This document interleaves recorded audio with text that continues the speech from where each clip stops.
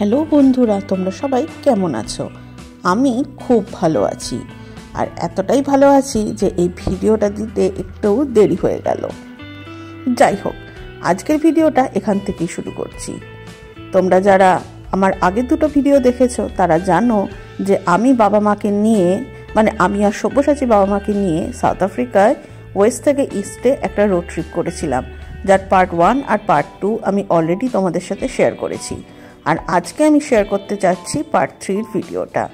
আর এই ভিডিওটা যেখানে আমি শেয়ার করছি, এটা আমরা গেছিলাম ওয়াইল্ডারনেস স্যান্ড পার্কে। তোমরা যারা আমাকে ফলো করো তারা অলরেডি জেনে গেছো যে গার্ডেন রুট কোনটা। হ্যাঁ, সাউথ আফ্রিকার একটা সার্টেন এরিয়াকে গার্ডেন রুট বলে। তো সেই গার্ডেন রুটের একদম মাঝখানে অবস্থিত এই ওয়াইল্ডারনেস, জর্জ আর নিসনা শহরের ঠিক মাঝখানে। আর সব থেকে মজার কথা হলো, এই ওয়াইল্ডারনেসটায় গেলে কিন্তু মনে হবে একদম অ্যামাজন জঙ্গলে চলে এসেছি। তো চলো তোমাদেরকে দেখাই এই জায়গাটা কেমন। চারিধারে পাহাড় দিয়ে ঘেরা, আর টাউস আর সোয়ার্ট এই দুটো নদীর মাঝখানের অংশ হচ্ছে এই ওয়াইল্ডারনেস। আমরা স্যান্ড পার্কে ঢোকার পরে আমাদের ঘরটা নিয়ে নিলাম। এখানে দু রকমের ঘর আছে। এই যে ঘরগুলো আমরা দেখাচ্ছি, এইগুলো হচ্ছে কটেজ। এখানে দুজন থাকতে পারে, সঙ্গে অ্যাটাচ ওয়াশরুম আর কিচেন আছে। এছাড়া আর একটা বাড়ি আছে যেখানে একসঙ্গে দুটো ঘর আছে, যেখানে দুটো ফ্যামিলি একসাথে থাকতে পারে।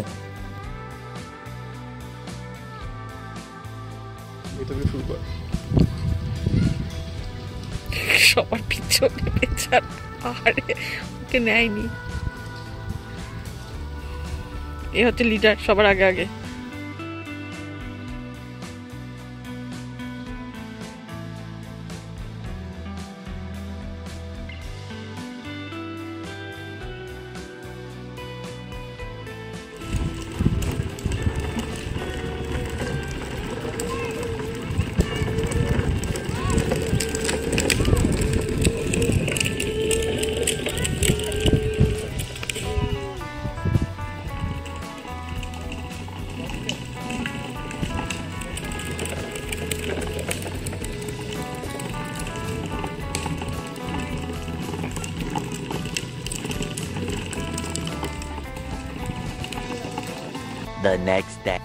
আমরা যেদিন এই ওয়াইল্ডারনেস স্যান্ড পার্কে পৌঁছই সেদিন প্রায় বিকেল হয়ে গেছিল।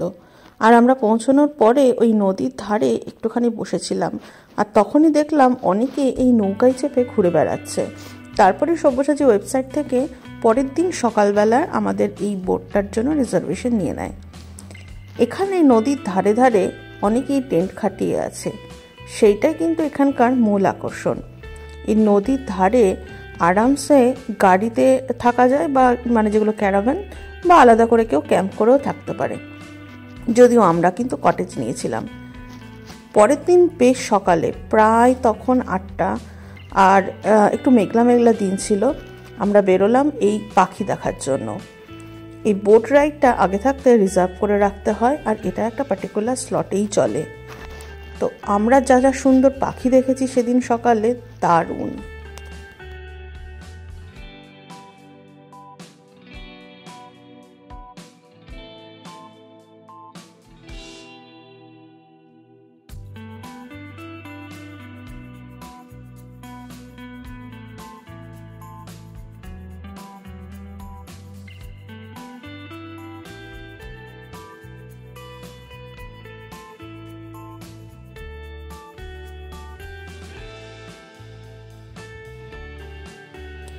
আমরা যেখান থেকে বোট রাইডটা শুরু করেছিলাম সেইখান থেকে এই আস্তে আস্তে আমরা ওয়াইল্ডারনেসের মধ্যে ঢুকলাম। আমরা ক্যাম্পে ঢুকে পড়েছি। ওই যে দূর থেকে দেখা যাচ্ছে আমাদের কটেজগুলো, আর তার মাথায় পাহাড়ে কি সুন্দর একটা বড় গুহা।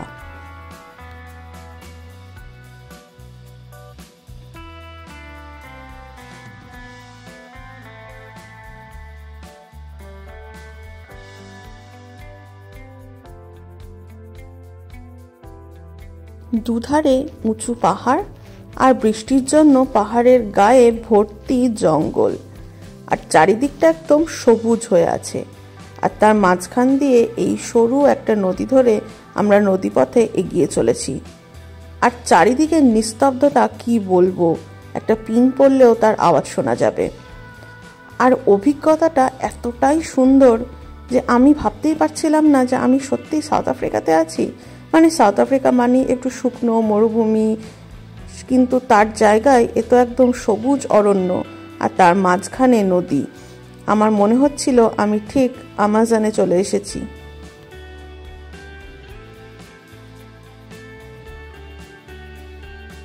যারা এখানে ক্যাম্পিং করতে এসেছিল তারা অনেকেই নিজের নিজের কায়াক নিয়েও এসেছিল। কায়াক হচ্ছে এক ধরনের ছোট্ট নৌকা, ডিঙি নৌকার মতো। তবে এখানে কায়াক ভাড়া নেওয়ারও একটা অপশন আছে। বোট রাইডের একদম শুরুতেই আমরা সেটা দেখেছিলাম।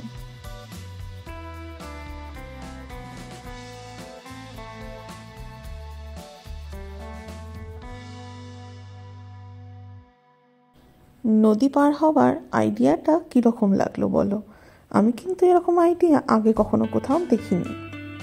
ব্যাপারটা হলো, একটা প্ল্যাটফর্ম আছে যেটা জলের উপর ভাসছে, আর সেটা তার দিয়ে বা দড়ি দিয়ে একদিক থেকে আর একদিকে বাঁধা আছে। তো ওটার উপর চেপে দড়ি ধরে টানলেই অন্যদিকে পৌঁছে যাওয়া যাবে। আইডিয়াটা কিন্তু আমার দারুণ লেগেছে। যাই হোক, এখন কিন্তু বেশ রোদ উঠেছে। যেহেতু এটা পাহাড় দিয়ে ঘেরা, তাই রোদটা একটু দেরিতেই এখানে আসছে। মানে সূর্যটা একটু মাথার উপরে গেলে তবেই রোদটা দেখা যাচ্ছে। আর সকালের ভিউর থেকে এই ভিউটা কিন্তু অনেক বেশি সুন্দর। যদিও পাখি আমরা অনেক বেশি দেখতে পেয়েছিলাম কিন্তু ভোরবেলাতেই। যত দিনের আলো বাড়ছে, রোদ উঠছে, লোকজন কায়াকিং করছে, তত কিন্তু পাখির সংখ্যাও কমে আসছে। এখানে একটা নীল রঙের মাছরাঙা পাখি আছে, তোমরা কি দেখতে পাচ্ছ? এইবার দেখো পাখিটা উড়ে গেল। নদীপথে আমরা অনেকটা গিয়েছিলাম, ওই ব্রিজ অবধি গিয়ে আমরা আবার ঘুরে চলে এলাম। নদীটা অনেকটা দূরে গিয়ে একটা লেকে মিশেছে। আমরা লেকের কিছুটা আগে থাকতে ইউটার্ন নিয়ে আবার ফিরে আসছি। আর এই যে ওয়াইল্ডারনেস দেখা যাচ্ছে, আর নদীর পাশে পাশে তোমরা দেখতে পাচ্ছ গাড়ি রাখা আছে, আর সাথে ক্যাম্পগুলো। হ্যাঁ, এই ক্যাম্পগুলোর কথাই আমি বলছিলাম। এখানে কিন্তু বেশিরভাগ মানুষই ওই কটেজ বা বাড়ি না ভাড়া নিয়ে নিজেদের মতো ক্যাম্প করে আছে, আর বেশ মজা করছে। অনেকগুলো ফ্যামিলি মিলে একসাথে এসেছে। মানে যেমন যদি আমরা মামা মাসি পিসি সমস্ত রিলেটিভদেরকে নিয়ে একটা ক্যাম্পিংয়ের প্ল্যান করি, তাহলে যেরকম হবে সেরকম। ভিডিওর ওই মাঝখানে যে বাচ্চাগুলোকে দেখিয়েছিলাম, ওরা ওই রকম অনেকজন মিলে একসাথে এসেছিল। আমরা যখন প্রথম ঢুকলাম, সব কটা মিলে একসাথে তারস্বরে চেঁচাচ্ছিল। তারপরে ওর বাবা মারা ওদেরকে ছেড়ে দিল, যা বাবা ঘুরে বেড়াগা। আর দেখলাম প্রত্যেক একটা সাইকেল নিয়ে বেশ ঘুরে বেড়াচ্ছে। এখানকার মানুষদের কিন্তু একটা বেশ ভালো ব্যাপার হচ্ছে, এরা বাচ্চাদেরকেও বড়দের মতো ট্রিট করে, আর ওদেরকে নিয়ে অত পজিটিভ না। ওদেরকে নিজেদের মতো ছেড়ে দেয়। ওরা জলে নামছে কি ঘুরছে ফিরছে, যা করছে করছে, বাবা মারা অতটা চাপ নেয় না। যাই হোক, আজকে আমরা যাচ্ছি অ্যাডো। আমাদের এই 7 দিনের রোড ট্রিপের লাস্ট ডেস্টিনেশন। আর এই যাত্রাপথটা কিন্তু বেশ ভালো। গার্ডেন রুট আমরা ছেড়ে চলে এসেছি, তাই আকাশটা মেঘ কেটে গিয়ে এখন নীল রঙের হয়েছে, যদিও চারিধারে সবুজ ভাবটা এখনো আছে। অ্যাডোতে কি কি দেখলাম জানতে হলে আমার নেক্সট ভিডিও দেখতে হবে। আজকের মতো বাই।